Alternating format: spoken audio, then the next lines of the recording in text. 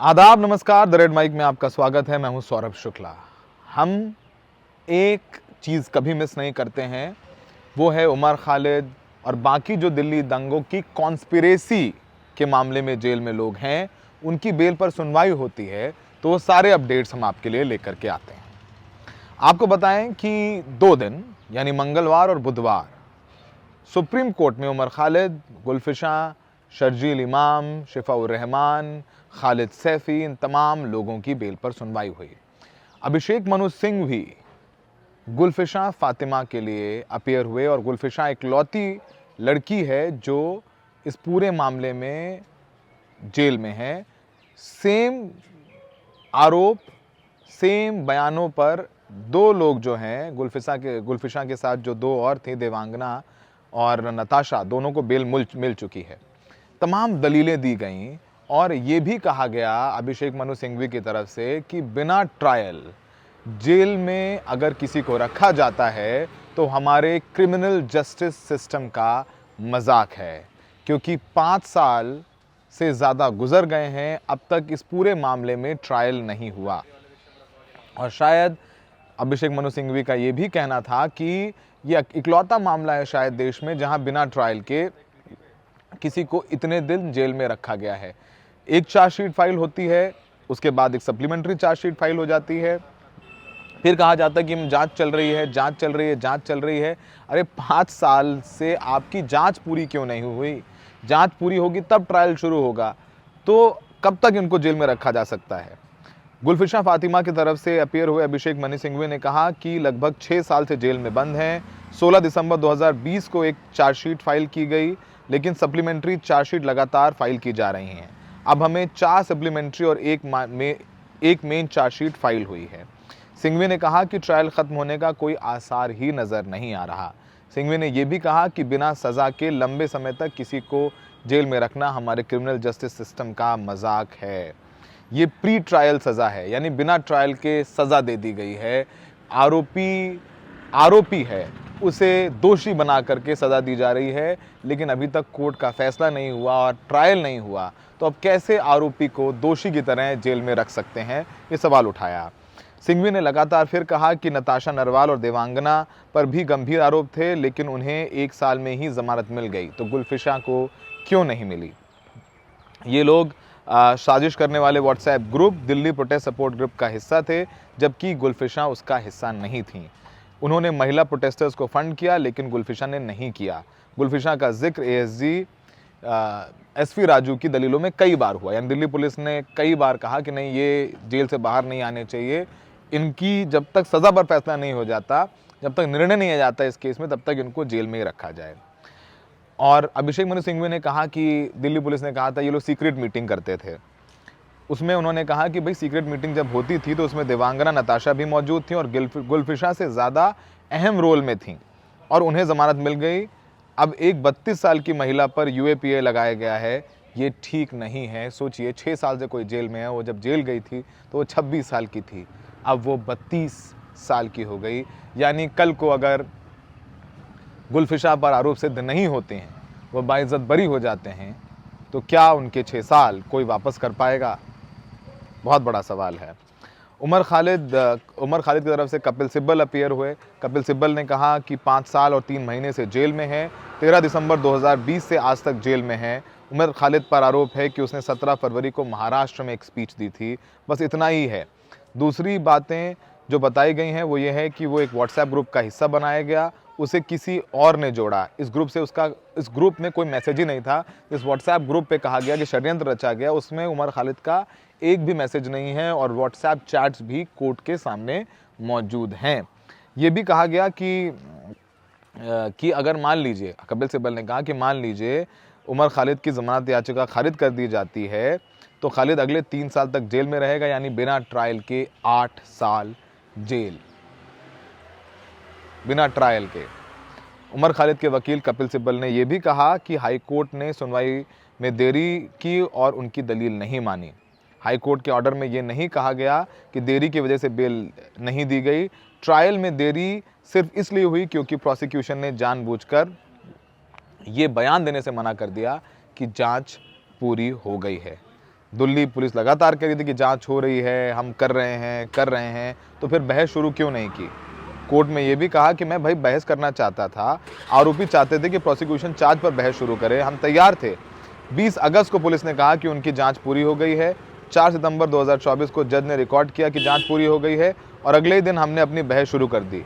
जब तक जांच पूरी नहीं हो जाती, चार्ज पर बहस कैसे शुरू हो सकती है? पुलिस ने 4 सप्लीमेंट्री चार्जशीट फाइल की हैं उमर खालिद के खिलाफ। उमर खालिद के वकील कपिल सिब्बल ने यह भी कहा कि दिल्ली हाई कोर्ट ने इनकार किया जमानत देने से और ये आरोप है कि उमर खालिद ने एक भड़काऊ भाषण दिया था।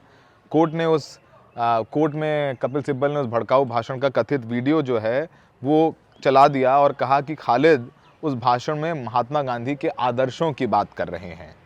भाषण में कहा था कि हम हिंसा का जवाब हिंसा से नहीं देंगे, नफरत का जवाब नफरत से नहीं देंगे। तो इस पर यूएपीए कैसे लगाया जा सकता है? तो कोर्ट में उमर खालिद का वो वीडियो प्ले किया गया जिसको दिल्ली पुलिस ने कहा कि इसने हिंसा भड़की और एक बहुत बड़ा प्लान था, पूरे देश को जलाने का प्लान था, माहौल ख़राब करने का प्लान था। भाषण 17 फरवरी को अमरावती में हुआ था, दंगे 23, 24, 25 को दिल्ली में हुए थे। अमरावती कहीं और है,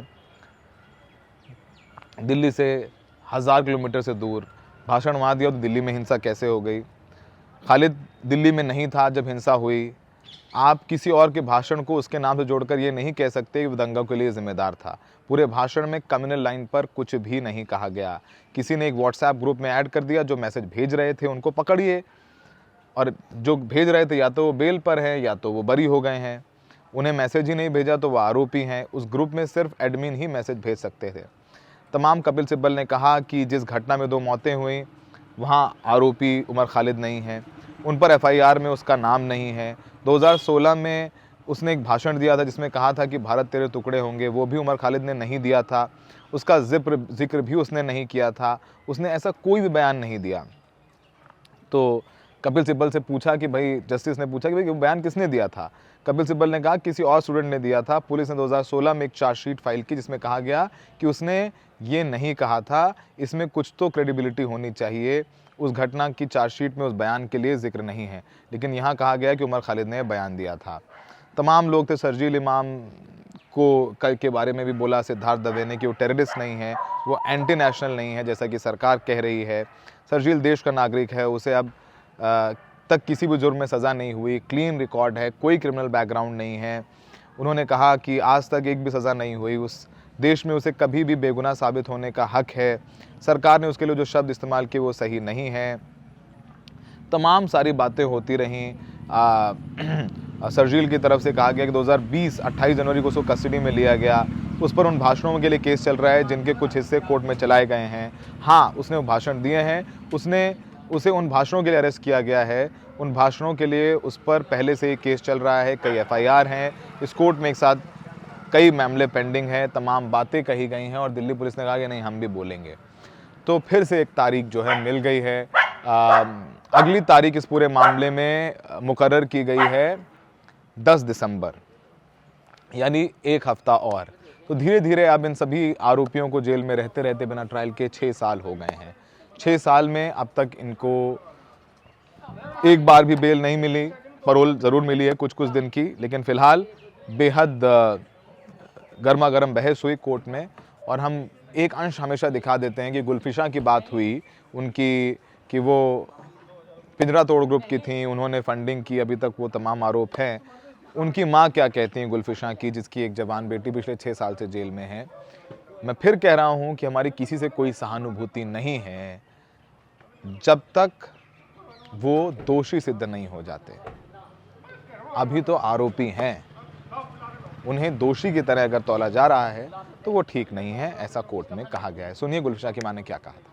बात है, आपका नाम क्या है? शाकरा फातिमा शाकरा। आपकी बेटी जेल में है और उन्होंने जेल से एक शेर लिखा था, उन्होंने कविता लिखी थी आज़ादी को लेकर के। काफ़ी आई हैं, ये तो शेर शायरी तो आती रहती। पेंटिंग आई है, घर पे पेंटिंग भेजी भतीजों के लिए। अच्छा, वहाँ से जेल से पेंटिंग बना के भेजी? हाँ, भाई मिलने गए थे ना, कपड़े देने गए थे उनके, तो वहाँ पे दी उन्होंने।